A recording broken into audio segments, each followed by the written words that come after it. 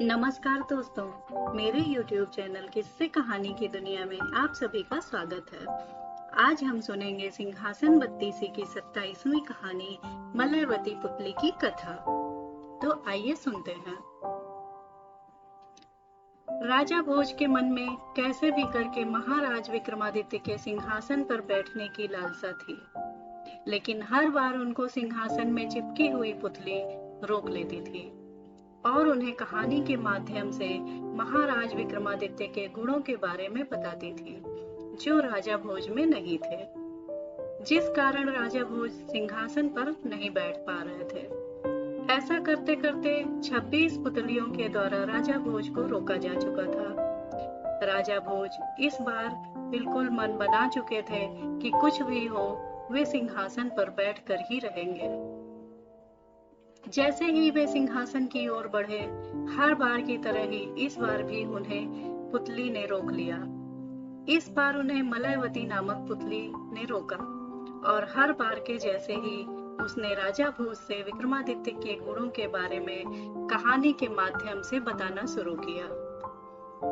महाराज विक्रमादित्य अपना कुछ समय राजकाज से बचाकर शास्त्रों के अध्ययन में लगाते थे। एक दिन वे विष्णु पुराण पढ़ रहे थे, जहां उन्होंने दानवीर दैत्यराज बलि के बारे में पढ़ा कि किस प्रकार से उन्होंने वामन वेशधारी विष्णु देव को सब कुछ दान में दे दिया था और पाताल लोक चले गए थे। महाराज विक्रमादित्य के मन में इतने बड़े दानवीर के दर्शन करने की लालसा उत्पन्न हो गई। उन्होंने सोचा कि इस लालसा को केवल विष्णु देव ही पूरा कर सकते हैं। ऐसा सोचकर वे अपना राज्य महामंत्री के हवाले करके जंगल में विष्णुदेव की तपस्या करने के लिए चले गए। कई वर्षों की तपस्या के दौरान पहले उन्होंने अन्न का त्याग किया और कंदमूल का सेवन करने लगे। फिर कुछ दिनों के बाद कंदमूल का त्याग कर मात्र पानी का सेवन करने लगे। ऐसा करने पर उनका शरीर बेहद कमजोर हो गया। उन्होंने तपस्या के कारण उनके आसपास और भी साधु तपस्या करने लगे। उनमें से एक साधु ने महाराज विक्रमादित्य की कमजोर हालत देखकर उनसे कहा कि वे गृहस्थ हैं और उन्हें साधुओं के जैसे तपस्या नहीं करना चाहिए। लेकिन महाराज विक्रमादित्य नहीं माने और अपनी तपस्या में लीन होते हुए उन्होंने पानी का भी त्याग कर दिया। अब तो उनका शरीर सूख कर कांटे के जैसा हो गया और वे बेहोश होकर गिर गए। जब होश आया तो देखा कि उनका सिर विष्णुदेव की गोदी में है और वे राजा विक्रमादित्य के सिर पर हाथ फेर रहे हैं। उन्हें देखते ही विक्रमादित्य के हर्ष की सीमा न रही और तुरंत ही उन्हें दंडवत प्रणाम किया। विष्णुदेव ने उनसे इतनी कठिन तपस्या का कारण पूछा तो विक्रमादित्य ने पूरा वृत्तांत सुना दिया। विष्णुदेव ने उन्हें एक शंख देते हुए कहा कि वे समुद्र के बीच में बने हुए पाताल लोक तक इस शंख की मदद से पहुंच सकते हैं। जब वे समुद्र के किनारे जाएं तो इस शंख को बजा दें। इससे समुद्र देव प्रकट हो जाएंगे और वे आपकी इच्छा को पूरा करने में आपकी मदद करेंगे। इतना कहकर वे गायब हो गए। शंख और विष्णुदेव के दर्शन पाकर मन में प्रसन्नता का भाव लेकर महाराज विक्रमादित्य समुद्र की ओर चले और समुद्र के किनारे पर जाकर उन्होंने शंख को फूंका, जिससे समुद्र देव प्रकट हो गए। उन्होंने पाताल लोक तक जाने में विक्रमादित्य की मदद की।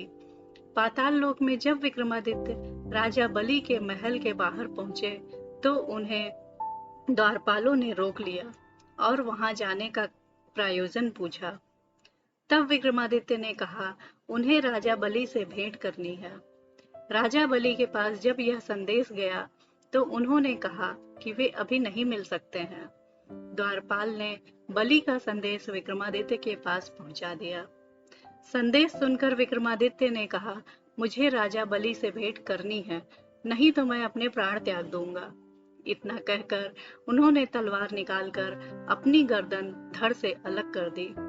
जब यह बात राजा बलि तक पहुंची तो उन्होंने अमृत भेजकर राजा विक्रमादित्य को फिर से जीवित करवा दिया और कहा कि ठीक है, वे महाशिवरात्रि को विक्रमादित्य से मिलने के लिए तैयार हैं।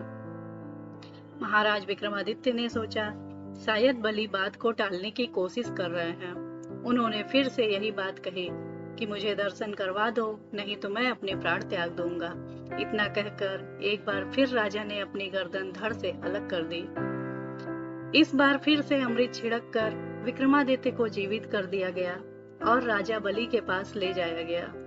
तब बलि ने उनका स्वागत किया और आने का प्रयोजन पूछा, तो विक्रमादित्य ने विष्णु पुराण और उनके दान की पूरी बात उनसे कह दी।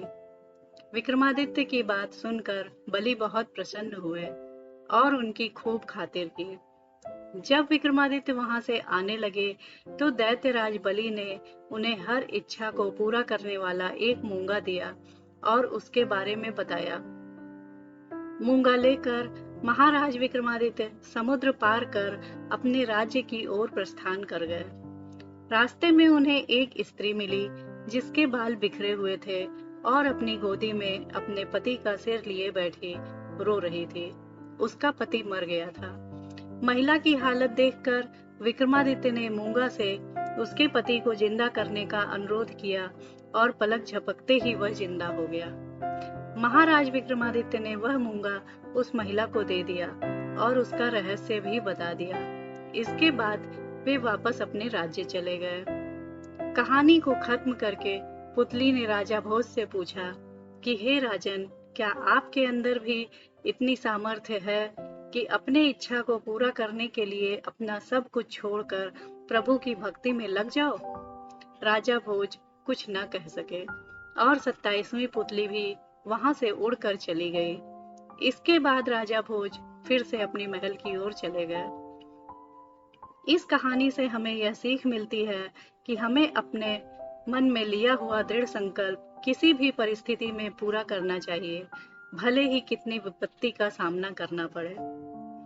दोस्तों, और आगे भी इसी तरह अच्छी व रोचक कहानियां सुनने के लिए मेरे चैनल को लाइक व सब्सक्राइब अवश्य करिएगा और साथ ही बेल आइकन भी प्रेस कर दीजिएगा। धन्यवाद।